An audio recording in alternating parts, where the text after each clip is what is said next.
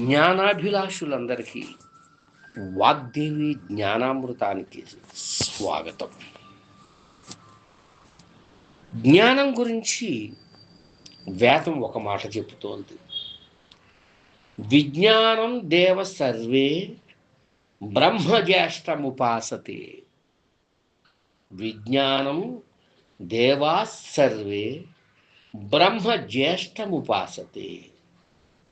ఈ లోకంలో జ్ఞానంతో సమానమైనటువంటి పవిత్ర పదార్థం మరొకటి లేదు అని భగవద్గీత చెబుతోంది.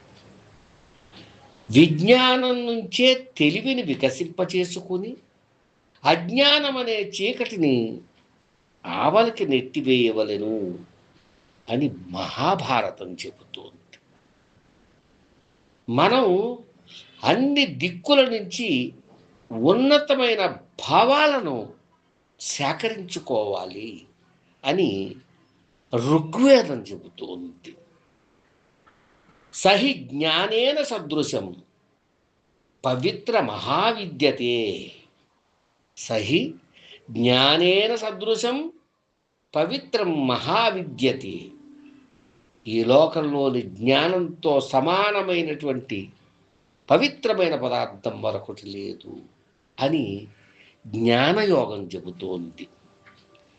సర్వేషామేవ దానం జ్ఞానదానం పరమం స్మృతం.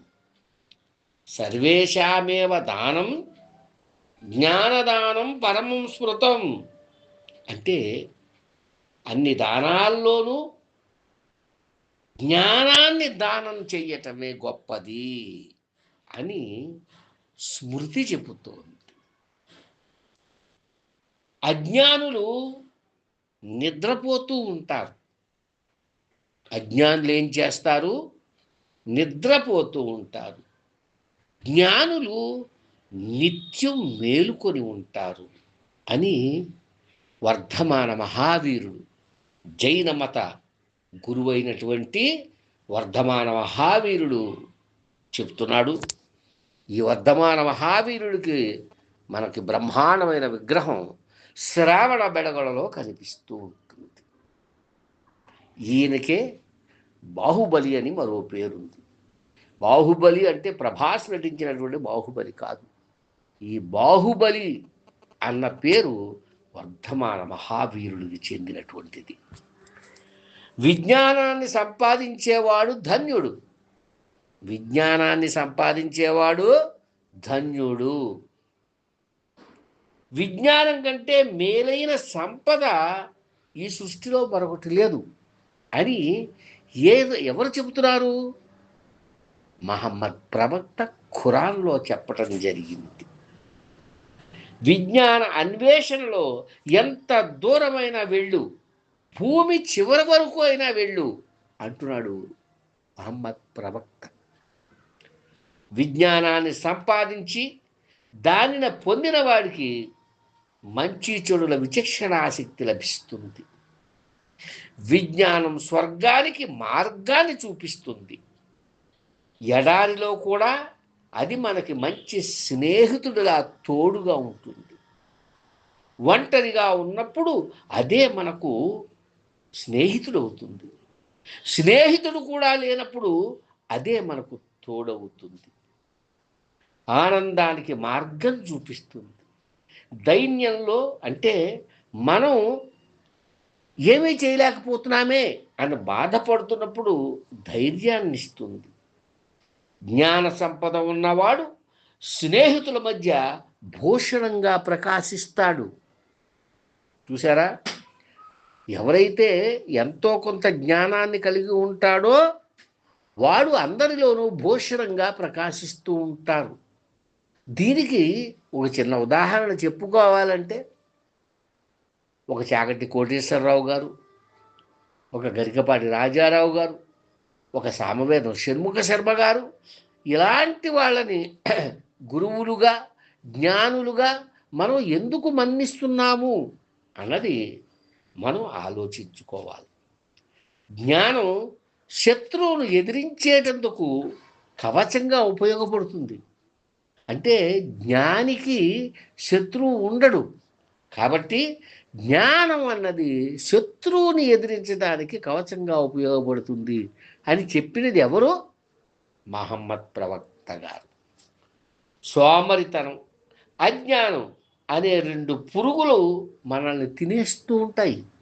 ఎప్పటికప్పుడు కూడా రేపు చేద్దాంలే, ఎల్లుండి చేద్దాంలే అనే ఒక సోమరితనం, ఈ సోమరితనంతో కూడినటువంటి అజ్ఞానం, ఈ రెండు పురుగులు మనం తినివేస్తూ ఉంటాయని మహాత్మా గాంధీ చెప్పటం జరిగింది.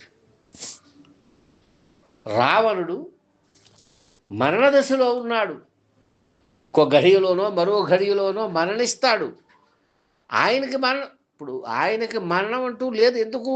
అది ఆ అవతారాన్ని వదిలేసి ఆయన జయుడుగానో విజయుడుగానో మారి వైకుంఠానికి వెళ్ళిపోతాడు. కానీ ఆ సమయంలో రామో విగ్రహవాన్ ధర్మ, రామో విగ్రహవాన్ ధర్మ అని చెప్పినా కూడా, తనకి సకల ధర్మాలు తెలిసినా కూడా రాముడు లక్ష్మణుడిని వెళ్ళి రావణుడి దగ్గర జ్ఞానాన్ని నేర్చుకునిరా అన్నాడు. ఏమన్నాడు? రాముడు రావణుడి దగ్గరికి, తన శత్రువు దగ్గరికి, తన భార్యను అపహరించిన వాడి దగ్గరికి వెళ్ళి తన తమ్ముడిని జ్ఞానాన్ని నేర్చుకురా అన్నాడు. రామాజ్ఞ తప్పటానికి వీల్లేదు కాబట్టి లక్ష్మణుడు వెళ్ళి రణభూమిలో ఒరిగిపోయినటువంటి రావణుడి పాదాల దగ్గర నిలబడి నమస్కరించి, అయ్యా నాకు జ్ఞానోపదేశం చెయ్యండి అని అర్థించాడు.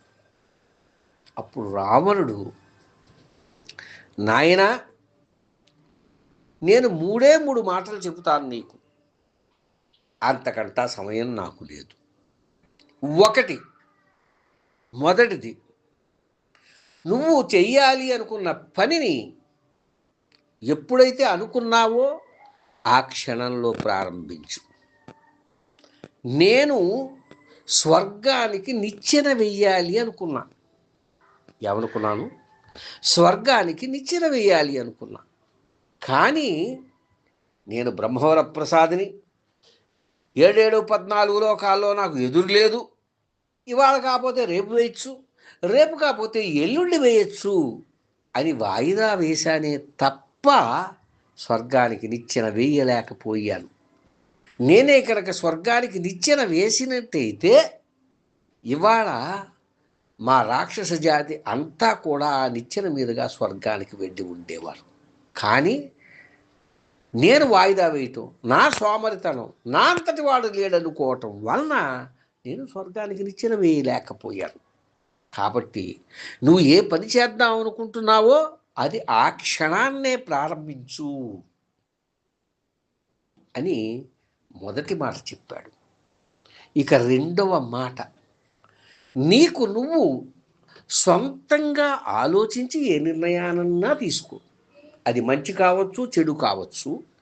నీ నిర్ణయమే అయి ఉండాలి.